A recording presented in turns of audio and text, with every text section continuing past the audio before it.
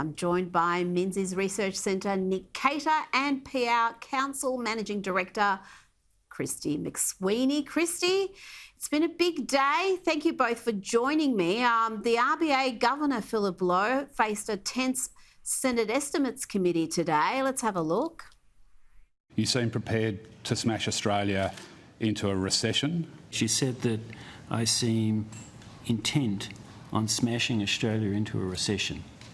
Can I assure you that's not our intention? Can you explain to the renters and mortgage holders of Australia why you still deserve to hold your job? I have a 7-year term. It's not just me. I find sometimes the fact that it's all sheeted down to me is a bit unfair, but... Now, he's not going to step down before his term ends. Kristy, do you have any sympathy for him? After all, he wasn't the one pumping huge sums of free money into the economy and causing this inflation. Of course, I have so much sympathy for Philip Lowe. It's unprecedented, Rita, isn't it, that the Governor of the Reserve Bank is paparazzi'd taking out his rubbish.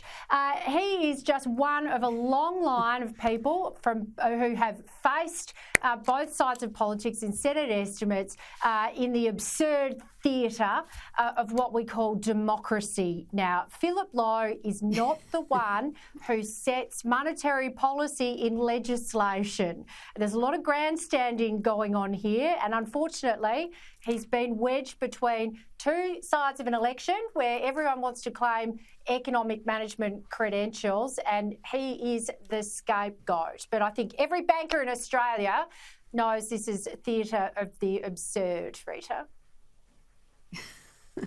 Now, Nick, there have been calls for government intervention to do something to, well, we've seen, 9 rate rises, but I've got to say, Finance Minister Katie Gallagher was not a fan of that. So you don't have an opinion on I don't think it's particularly useful for government ministers to be having views on an independent board making decisions about monetary policy. Does Dr Lowe have the full confidence of the government? Yes. Nick, I've got to say, she makes an excellent point there. It's hard to argue against that. You can't have the government putting undue pressure on the RBA. No, that's right. I mean, we have a system here where the RBA sets mortgage rates or lending rates independently, and that's probably as it should be. But look, I think for mortgage holders, the average repayment has gone up around $1,500 a month, right? That's out of your after-tax income since the election. That is hurting.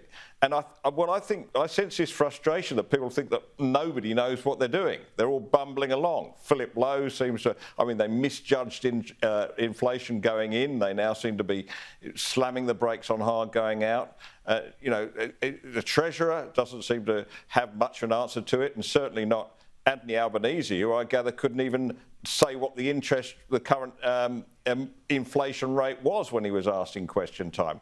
I think people have a reasonable expectation that somebody is in charge, and right now I don't see that there is.